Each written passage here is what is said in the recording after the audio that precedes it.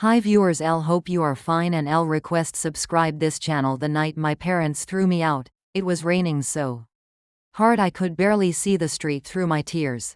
I still remember standing there with one suitcase in my hand while my mother crossed her arms at the doorway like I was a stranger. My father wouldn't even look at me. Just a week earlier, I had lost my marketing job after the company suddenly shut down. 12 years of loyalty disappeared in one email. And somehow, my parents treated it like I had failed them on purpose. You're 31, Emma, my father said coldly. We are tired of carrying you. Carrying me. That word shattered something inside me. Because for years, I had helped them. I paid bills when dad's business struggled. I covered mom's medical treatments when insurance failed. I even delayed my own dreams just to keep our family together. But the moment I became unemployed, I became unwanted. I just need a little time, I whispered that night. I'm applying everywhere. Mom sighed dramatically. We can't live with this negativity anymore. Negativity, as if my pain was an inconvenience. Then Dad grabbed my suitcase and placed it outside the door. You need to figure life out yourself. And just like that, the door closed in my face. I stood there frozen while rain soaked through my sweater. I kept staring at the house window, hoping one of them would come back and say they didn't mean it. But they never did. That was the moment I realized something painful. Some people only love you when you are useful to them. I spent that night inside my old car near a gas station parking lot, trying not to cry loud enough for strangers to hear. My phone battery was dying, my bank account was almost empty, and for the first time in my life, I truly felt alone. But what my parents didn't know was that 6 months earlier, my grandmother had secretly changed my life forever. My grandmother and I had always been close. While my parents chased appearances and status, she cared about kindness. Before she passed away, she used to tell me softly, one day, Emma, the people who underestimate you will regret it. At the time, I thought she was only comforting me. I had no idea what she meant. The next morning, while I sat inside a small diner drinking the cheapest coffee on the menu, I received a phone call from a lawyer. Miss Emma Carter? The man asked politely. There's something regarding your grandmother's estate. We've been trying to contact you. I frowned in confusion. My grandmother didn't have much, I replied quietly. There was a short silence. Then the lawyer said something that changed everything. Actually, she left you the beach house. I nearly dropped my coffee. The beach house? The same beautiful oceanfront property my parents admired for years? The same house they dreamed of owning one day? I couldn't even breathe, because suddenly, the daughter they threw away wasn't homeless anymore. Not even close. And what happened next, my parents never saw coming. At first, I honestly thought there had been some mistake. My grandmother's beach house was worth millions. It sat on the edge of the California coast with white balconies, huge glass windows, and a private path leading straight to the ocean. My parents used to visit her there every summer and constantly talked about how lucky whoever inherited it would be. But apparently, Grandma had already made her decision long ago. The lawyer explained everything carefully. A year before she passed, she updated her will. She had watched how I cared for her after her surgeries while everyone else stayed busy with their own lives. She believed you had the kindest heart, the lawyer told me. I broke down crying right there in the diner. Because for the first time in weeks, someone saw my worth. I moved into the beach house quietly. I didn't post about it online. I didn't tell relatives. Honestly, part of me was still heartbroken over my parents. Even after what they did, I kept hoping they would call and apologize. But they didn't. Days turned into weeks. Not a single message. Then one afternoon, my cousin Olivia uploaded vacation photos online.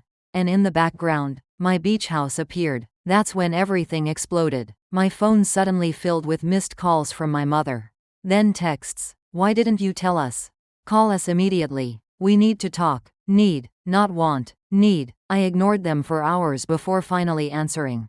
Mom's voice instantly softened in a way I hadn't heard in years. Sweetheart, why are you avoiding us? Sweetheart. Now I was sweetheart again. I closed my eyes painfully. You threw me out, I reminded her quietly. There was silence for 2 seconds before she changed the subject completely. Well, families go through difficult moments. But we're still your parents. I almost laughed at how quickly love returned once money appeared. Then Dad got on the phone.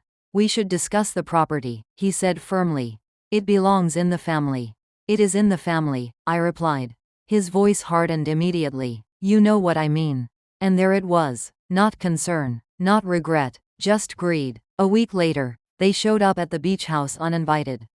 I watched their expensive car pull into the driveway while ocean waves crashed behind me. Mom stepped out first wearing sunglasses and carrying fake warmth all over her face. The same woman who watched me sleep in my car without caring. Emma, she smiled dramatically. This place is gorgeous. Dad walked around the property inspecting everything like he already owned it. You'll never manage a house this big alone, he said. It makes sense for us to move in. Move in, as if they hadn't abandoned me days after I lost my job. I felt anger rising in my chest, but deeper than anger was heartbreak. Because I finally understood something. They didn't miss me, they missed access to comfort. That night, after they left, I sat alone on the beach listening to the waves. I kept replaying every painful memory in my head, every sacrifice I made for them. Every moment I begged for emotional support, every time they made me feel like I wasn't enough. And slowly, the broken version of me disappeared. I realized I had spent my entire life trying to earn love from people who only valued success. But losing my job had exposed the truth. I was only important when I was useful. And for the first time in my life, I stopped needing their approval. That was the moment everything changed. A few days later, my parents invited themselves back again. This time, they brought documents. Dad placed papers across my kitchen counter while Mom walked through the beach house choosing rooms she liked. I think the upstairs bedroom should be ours, she said casually. I stared at them in disbelief. Dad pushed the papers toward me. If you transfer partial ownership now, we can protect the property properly. Protect it. I looked at the man who threw me out during the darkest week of my life, and suddenly I felt nothing. No fear, no guilt, just clarity. I slowly closed the folder. No, I said calmly. Dad blinked. Excuse me? You heard me. Mom's fake smile disappeared instantly. Emma, don't be selfish, she snapped. After everything we've done for you. I finally stood up. Everything you've done for me? My voice shook painfully. You abandoned me because I lost my job. Dad crossed his arms. You were becoming a burden. That word again. But this time, it didn't destroy me. It freed me. I nodded slowly and walked to the front door, opening it wide. You should leave. Mom stared at me in shock. You can't be serious. Oh, I'm serious, I replied quietly. You taught me something important that night. Dad's expression darkened. And what's that? I looked both of them directly in the eyes. That people who only love you during your success don't deserve a seat at your table when you heal. For once, neither of them had anything to say. The silence felt heavier than shouting. Eventually, Dad grabbed the papers aggressively while Mom muttered under her breath about how I had changed.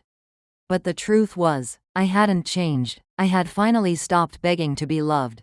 They walked out of my beach house the same way they once forced me out of theirs. Except this time, I didn't cry. I closed the door gently, walked onto the balcony, and watched the sunset over the ocean. The air smelled like salt and peace. For the first time in years, my chest didn't feel heavy. A few months later, I found a new job with a company that valued me far more than my old one ever did. I rebuilt my life slowly, quietly, and my parents, relatives eventually learned the truth about how they treated me. Their perfect image cracked overnight. Suddenly, people stopped admiring them the same way. Funny how quickly respect disappears once masks fall away. Sometimes, late at night, I still think about that rainy evening when I stood outside their house with one suitcase. Back then, I thought losing everything would destroy me. But honestly, it saved me. Because pain has a strange way of revealing who truly loves you, and who only loves the version of you that benefits them. And if there's one thing I learned from all of this, it's this. Never measure your worth by how people treat you during your weakest moments. Sometimes, their cruelty says far more about them than it ever will about you.